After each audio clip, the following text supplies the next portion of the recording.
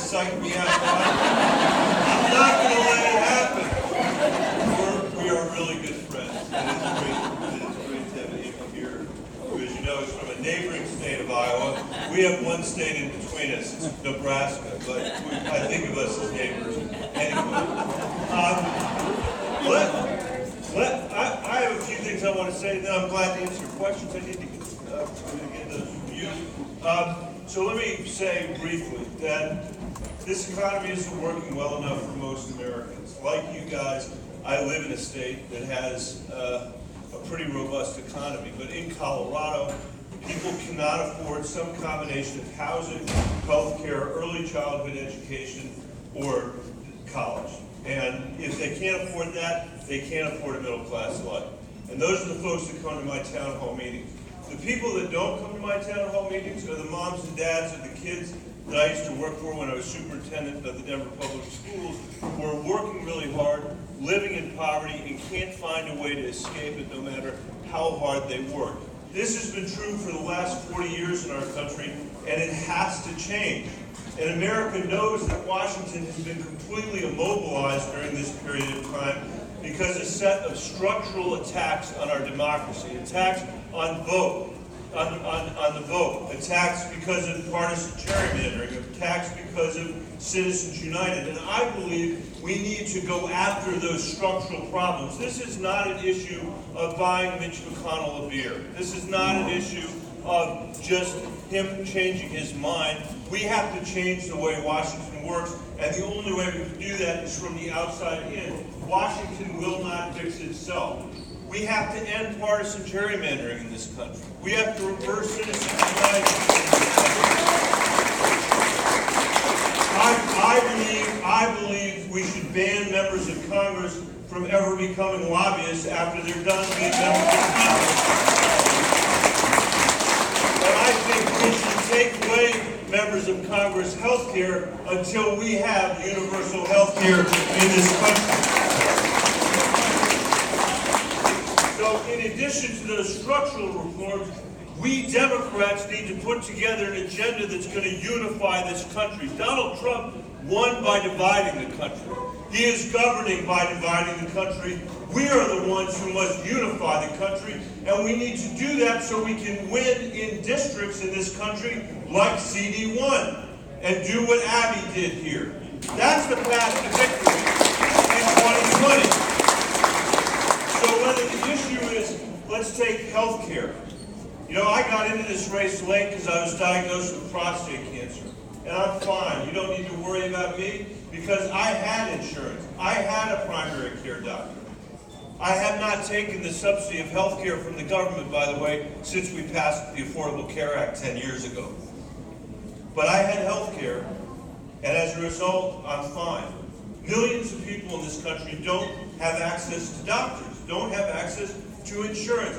I believe the fastest way to universal health care is by finishing the work we started with the Affordable Care Act and passing a true public option in this country so everybody can make a choice for their family about what's right. I do not think it makes sense to take insurance away from 180 million people as Bernie's bill does. I don't think it makes sense to take Medicare Advantage away from 20 million people or 120,000 Iowans who have it. I don't think it makes sense to take the insurance that unions have negotiated on behalf of their members away from them. We don't need to do that. Let's have a public option. Let's create universal health care in this country. The same is true with climate. My proposal on climate relies heavily on the idea that we need to engage farmers and ranchers in this work. We need to build out this constituency around climate to engage the middle of the country, and I think we can do that. And I think if we change the politics around that, we can close over the climate deniers in the United States Congress. We need to talk to the center of the country, not just to the coast, and my proposal does that. Finally, on education, I was the school superintendent in Denver for almost 5 years. I've spent a lot of time working on education issues since then, and here's something I know. I know that when one group of kids has access to preschool and another group, through no fault of their own, has no access to preschool, that's not fair. When one group of students has access to high-quality K-12 education because their parents can afford to buy $1.5 million house somewhere and give them a good school, but there's another group of people that can't. When one group of students is able to have guidance counselors and parents who went to college and summer jobs and people to help write their resumes, and another group of kids doesn't. Even equal under those circumstances is not equal. And that's why today in this country, and I hate to say it, but it's true, today in this country, our public education system is reinforcing the income inequality we have rather than liberating from it. We have to fix it. We need universal preschool in this country for every kid who needs it, and that's every kid in America. We need every kid in America to have access to a high-quality public school that any senator with every choice in the world would send their kids. That should be our standard. We need kids that graduate from high school and go to college to be able to finish college debt-free. And for the 70% of kids that don't go to college, we need to supply them during high school with the skills and knowledge they need to earn not just the minimum wage, but a living wage in this country. And if we did that, we would transform our economy. Finally, on education, we need to pay teachers like they are the professionals that they are in this country. And we're not doing that. That may sound obvious to you. That may sound obvious to you, but if you're a kid living in rural America, or if you're a kid of color, or a poor kid living in urban America, we are doing almost none of it today. And it's complicated because you got different levels of government working on the same thing. I commit to you as your president, I will make the transformation of that education system my work, and we will transform the economy just like we did after World War II. We can do that again.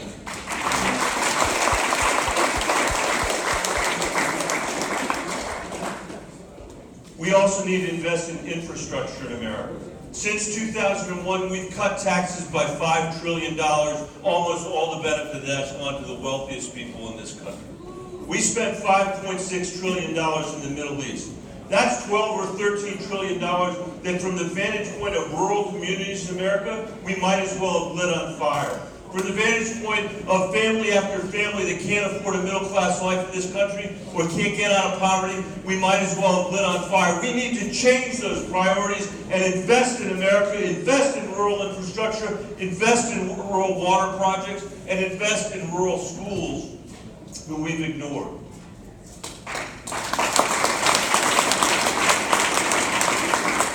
Finally, and Amy knows something about this, so I know I'm preaching to the choir.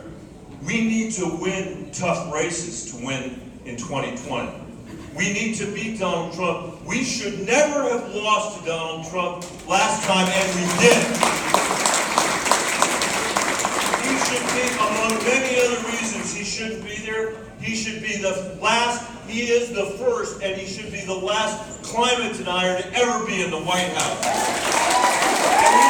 We cannot lose an argument on the economy and jobs to a climate denier like Donald Trump. Anyone who knows anything about Florida's economy, or Iowa's economy, or Colorado's economy, or Minnesota's economy, or California's economy, knows that we have to fight climate change for the economic benefit of the people in this country, not pretend it's not happening.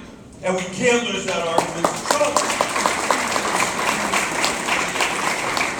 I have won two very tough states in tough races in a purple state of Colorado. I know what it takes to win those races. I know you do because Abby won here and Cindy won in District 3. And that is what we're going to have to do to win.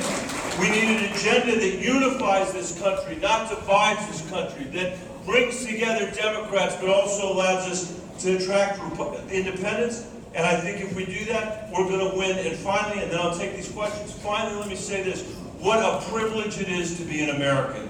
We are all so privileged to be Americans. It's never been easy. It's always been hard. hard. This is our opportunity to show our parents and our grandparents that we know what it is to be an American. We know what it is to be a citizen of this country. And the way we're going to demonstrate that is by providing more opportunity, not less, to the people that are coming after us. Thank you for having me live.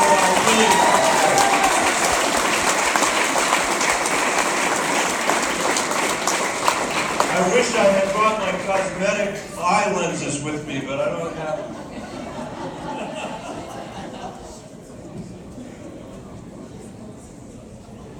The question is, the first one is, I have a disability. Do you have a plan that will help protect and give back services to my friends and me, including health care and services, please? Absolutely, and that is why, among other things, we need universal health care. We need to make sure that we're covering people with disabilities. We need to make sure, I talked to 2 people before, covering people with mental health in this country. We should be treating mental health the same way we do physical health. And my public option, which I hope you'll go home and look up because it's the only good title for legislation I ever wrote, it's called Medicare X, and it includes all this stuff. So please take a look at that. It seems like all Democratic candidates agree that universal access to health care is important. How can we achieve that in a way that's sustainable? So I sort of answered part of that in my question. I believe the key is a public option. I don't think Bernie's proposal is the right way to do it. If Bernie were here, I know some people disagree, that's okay, but if he were here, he'd have to tell you that he's taking away the insurance from 60% of the people in this room. You tell me whether that's going to pass. And we don't need to do it. Mitch McConnell has taken 10 years trying and failing to repeal the Affordable Care Act. I don't know why Democrats would repeal the Affordable Care Act. We should build on it and create universal health care for everybody in this country. That's what and the second part of this question is so important. This question of a durable solution. That was the word this person used. A durable solution. That's what our kids need out of us. They don't just need an urgent solution on health care or on climate. They need a durable solution. They need a durable solution. You cannot solve climate change in this country 2 years at a time. You can't have a Democratic solution and then 2 years later it's ripped out by the Republicans and 2 years later we put it back in. That is our politics today in Washington. That is what it's about. It's about scoring points or getting nothing done and coming home and saying it wasn't my fault, it was someone else's fault. Give me some money and send me back to Washington. Re-elect me so I can raise money, create controversy, and get re-elected again. We have to move beyond that. We have to imagine a different kind of politics that creates not just an urgency, but allows us to create durable solutions that can last. We need to start on climate on day 1 of the next presidency. But we need that work to last a generation, just as we do on the economy, just as we do on health care, and just as we do on education. I'm Michael Bennet from Colorado. Thanks for having me.